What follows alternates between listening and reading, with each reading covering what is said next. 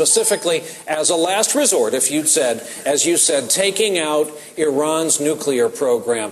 The problem with that, so many in the military tell you, is the target list. Where do you limit it? The airstrikes that some estimate would begin at 30 to 60 days sustained, taking out air defenses, all of that familiar language that the American people have just been through for a decade.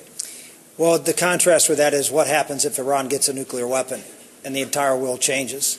Iran is not just another country or a little small country, as President Obama classically said during the campaign.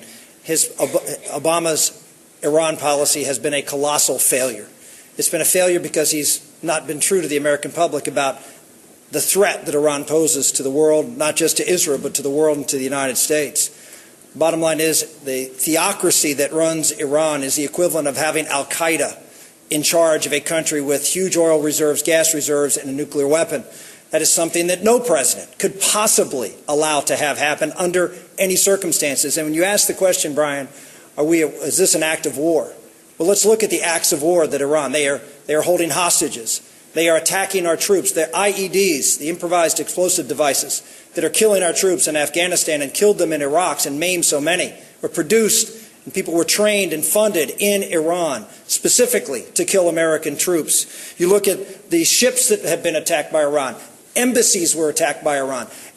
Iran has plotted to kill the Saudi ambassador here in this country. It is a long list of attacks, of warlike behavior on the part of this regime.